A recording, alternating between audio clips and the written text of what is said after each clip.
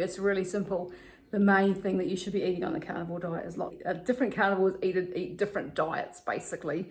The basics are the same, but some people include things that other people won't eat, and that's just the way that it is. Okay, so you want to know what to eat on the carnivore diet? Hi, I'm Sue. I've been on the carnivore diet now for almost 18 months, and I'm going to answer that question for you. It's really simple. The main thing that you should be eating on the carnivore diet is lots of fatty meat. That's the main part of this. But there are other things that you can eat as well, depending on what you want to do. There are different versions of the carnivore diet, and you need to find what works for you, basically. But these are the different options, and everyone's different, and there are different people who ascribe to different versions. So as I said, the main thing that you want to eat on the carnivore diet is fatty meat. And there are the different types of carnivore include red meat only. Some people only have red meat, salt and water. Some people just have red meat and water. They don't even have the salt. Some people do meat only. Some people do meat and eggs.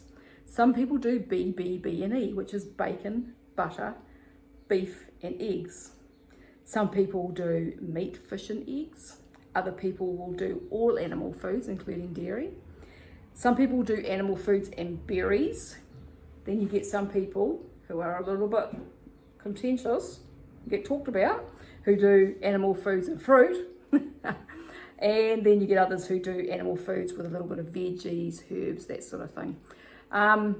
Basically, carnivore, a hypercarnivore is any animal that eats over 75% of their diet is meat. So if you're having more plant foods than that, then you're probably not doing a carnivore diet, but you might be doing a carnivore-ish, or you might be doing a ketovore diet. You know, there's lots of different versions. So ketovore is predominantly meat, but with more plants included. It depends, and people have different names for the different ways that they eat. And some people get quite anal about it. But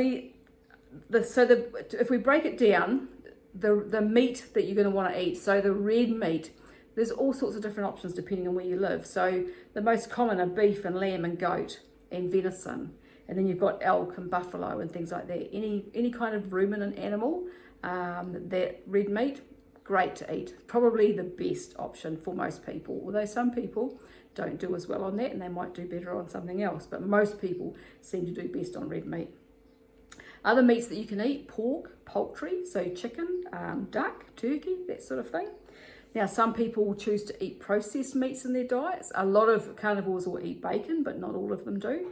But there's other processed meats that some people eat, such as sausages, deli meats, ham and salami. You want to watch the ingredients on those products. You want to make sure that they don't have any added sugars and don't have grains or anything like that added to them. So read your ingredient lists. And eat versions that are as clean as you can get and as clean as you can afford, basically. So fish, a lot of people eat fish and seafood, so all types of fish. So there's salt and freshwater fish, freshwater like trout. Eat fish that are common to your area. So here in New Zealand we have a lot of snapper and teriyaki, and that sort of thing. You can also eat sardines and salmon and octopus and squid, crustaceans like prawn and shrimp and lobster. And you can eat shellfish if you like those, oysters, clams, mussels and scallops, those sorts of things. You can eat all types of eggs, so chicken eggs, duck eggs, quail eggs. You can even eat fish roe, but you cannot eat Easter eggs. So no chocolate eggs in there, okay? Because they are not from animals. They have to be born out of an animal. All right, so dairy. So if you choose to eat dairy, butter, cheese. Some people don't do dairy, but they do butter. And then some people don't do butter either. But if you do choose to do it, butter, ghee, cheese, all types of cheeses, milk. Raw milk is best, but if you can't do raw milk, get organic, unhomogenized, so the whole milk. You don't want skim milk, you want the fat in the milk. And fermented dairy, such as kefir and yogurt and that sort of thing. Condiments, some people only do salt.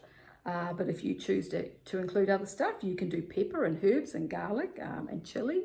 Some people use sauces. If you're buying sauces from the supermarket, you want to make sure that they don't have sugar added, and just watch those ingredients.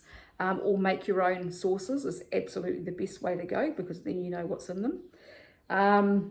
Mustards, again, watch the ingredients. We used to buy a hot English mustard here in New Zealand that we've bought for years, and it was just basically mustard seed and a bit of vinegar and stuff, and then all of a sudden they changed it.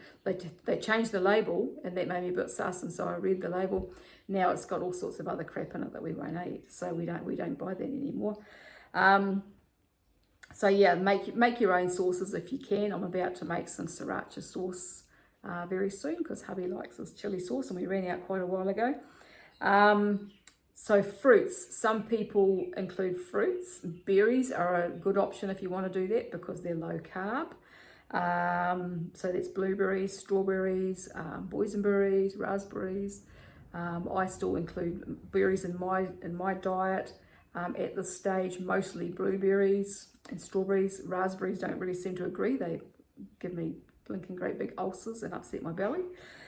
Or low carb veggies. So some people will include some low carb veg. Fermented veggies are really good, sauerkraut or kimchi, and I'm about to start including those in my diet again as well. But some people will include, lettuce or green veggies, those sorts of things, if they wanted to keep their carbs low but still have a little bit of that something else. So yeah, it all comes down to personal choice, and it comes down to finding what works for your body, because there is no one size fits all program here. Some people seem to think there should be, but there really isn't. It depends on where you're coming from, what sort of diet you're coming from, what your state of health is. I mean, for me, when I started on carnivore, I was like, that's it, I'm diving in 100% carnivore. I'm getting rid of all of my supplements. I'm not going to eat any plant foods at all. And I only lasted for about 6 weeks or so like that, and because everything, my gut health and everything just got worse for quite a while, and that was all to do with oxalate dumping, and I still have some issues. So that's one of the reasons why I keep the berries and that in there at the moment. So you just have to do what you can do and what you want to do and what suits you. A lot of carnivores drink coffee, not all do. I mean, coffee's still a plant. A lot of them, because of their addiction, they'll make excuses for that, and it is just what it is. If you choose to drink coffee, drink coffee. If you don't choose to drink coffee, don't drink coffee. If it agrees with you, fine. If you can't live without it, fine. Do what you need to do to keep yourself on the carnivore diet. And this is a thing, is like, you can be really super duper strict, but if you are going to end up falling off the wagon because you can't keep it super duper strict, you're better to keep it fairly strict with a little bit of leeway to something else, so you can keep yourself on a mostly meat diet and still get the benefits from that. So I hope that helps. If you've got any comments or questions, fire away below, and make sure to subscribe and like this video if you did like it. And I thank you very much for watching, and I will talk to you again another day. Bye bye for now.